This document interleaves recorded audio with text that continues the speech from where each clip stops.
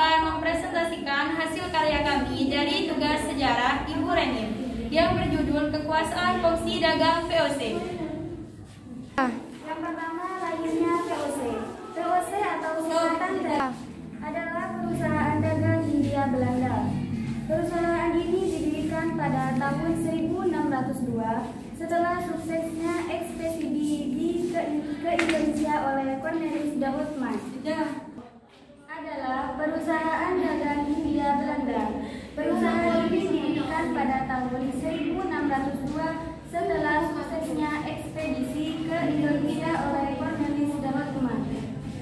Awalnya pusat kegiatan VOC adalah di Ambon, Maluku. Kota ini dekat dengan pusat perdagangan rempah-rempah di Maluku.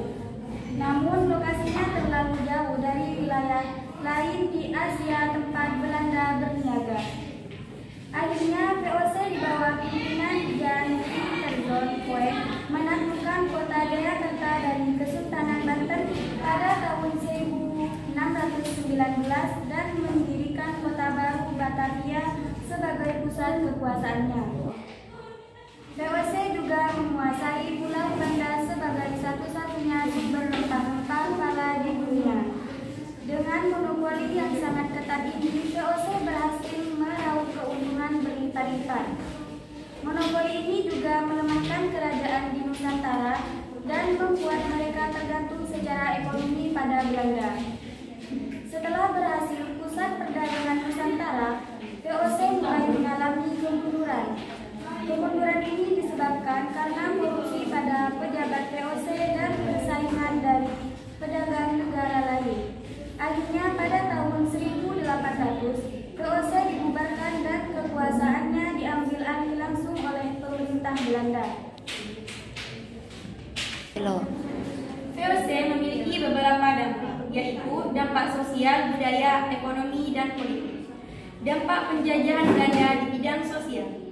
Adanya diskriminasi rasial dengan menggolongkan pendudukan di Indonesia ke dalam 3 golongan, yaitu golongan Eropa, bangsa Belanda dan Eropa lainnya, Amerika dan Jepang, yang dimasukkan ke golongan Eropa karena kuatnya pengaruh kekaisaran Jepang saat itu. Golongan Timur Asia, Cina, India, Arab, dan golongan pribumi, suku-suku asli Indonesia seperti Jawa, Sunda, Batak, Ambon, dan lain-lain.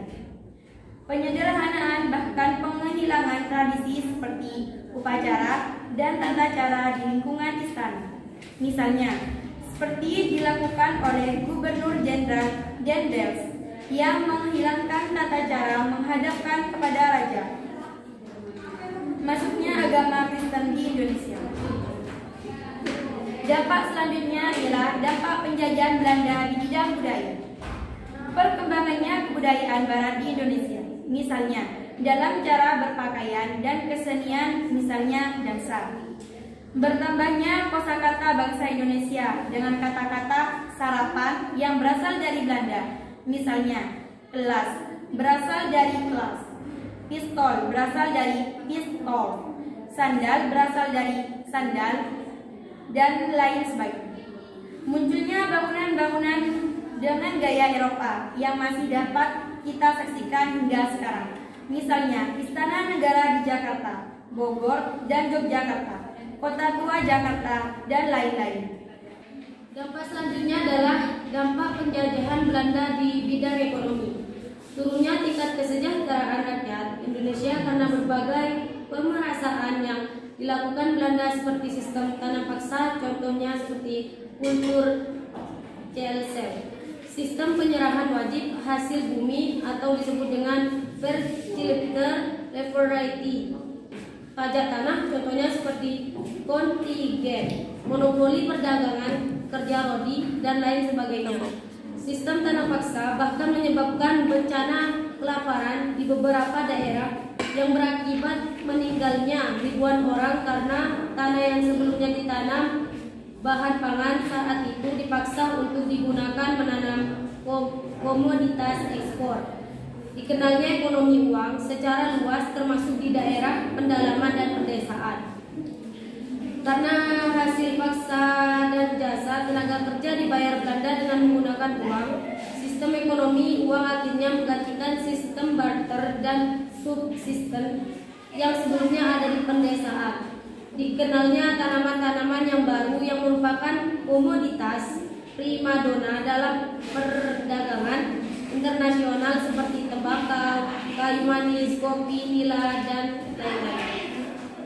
Dampak selanjutnya, dampak penjajahan Belanda di bidang politik. Berkurangnya kekuasaan raja-raja lokal di Nusantara dan banyaknya intrik perubatan kekuasaan karena campur tangan Belanda.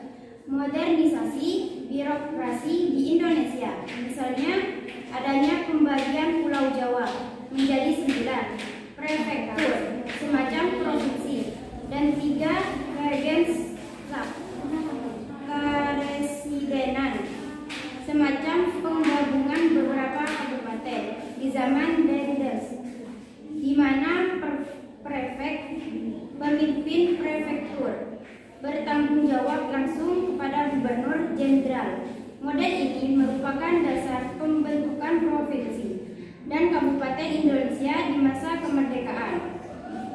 Sistem penggajian pegawai yang menduduki jabatan dalam birokrasi, termasuk bupati. Setelah mendapat gaji, para bupati ini dilarang memiliki bisnis atau perdagangan sendiri dan harus berfokus mengurusi kehidupan masyarakat.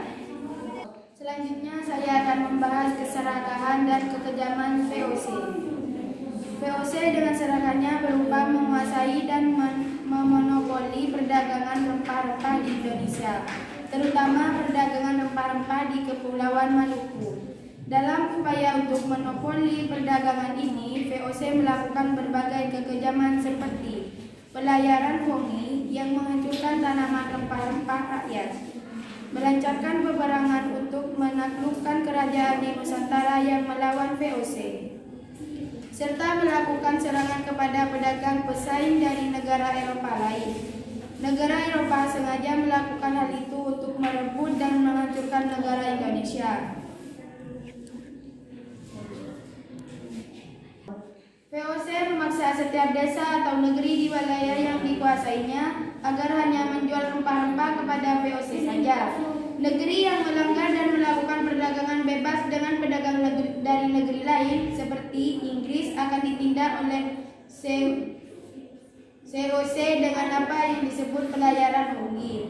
Desa yang melawan akan dihancurkan ladang rempah-rempahnya, lahan pertaniannya dibakar dan para penduduknya dibunuh. Selanjutnya saya akan membahas VOC Hulu Tikar. VOC Hulu Tikar disebabkan karena keuntungan dari perdagangan rempah-rempah selalu berkurang. Pada awalnya, VOC bisa mendapatkan keuntungan besar dari monopoli karena rempah-rempah hanya tumbuh di Kepulauan Maluku yang dikuasai VOC. Namun, Inggris dan Prancis berhasil menyelundupkan biji rempah-rempah dan menanamnya di koloninya. Ini membuat monopoli VOC hancur dan keuntungan VOC menurun. Karena keuntungan yang menurun, VOC kesulitan membiayai tentara bayaran dan perawatan berbagai benteng dan armada kapalnya, yang membuat kebangkrutan VOC semakin tak terelakkan. Jadi, kesimpulan dari pembahasan VOC yang dijelaskan pada bab terdahulu ialah ketika Mataram di bawah pemerintahan Sultan Agung, kerajaan ini benar-benar mencapai puncak kejayaan. Sultan Agung memberlakukan politik ekspansi sebagaimana yang dilakukan oleh kakeknya di berbagai wilayah pada masa Panembahan Senopati belum bisa terlaksana secara tuntas. Sultan Agung berhasil menguasai hampir seluruh Pulau Jawa, sedangkan pada masa pemerintahan Amangkurat muncul banyak pemberontakan. Hal ini dikarenakan sifat kepemimpinannya yang kejam dan kurang memperhatikan kepentingan rakyat. Selain itu, adanya kerjasama yang dilakukannya dengan VOC. Amangkurat yang merupakan putra dari Sultan Agung mengambil jalan lebih berdamai dengan Batavia dengan menyetujui sebuah kesepakatan perjanjian damai. Banyak rakyat dan bangsawan yang tidak menyukainya sehingga berkorban suatu pemberontakan yang terbesar selama abad 17. Oke guys, cukup sekian presentasi dari kami tentang VOC. Apabila ada kesalahan kami mohon maaf. Assalamualaikum warahmatullahi wabarakatuh.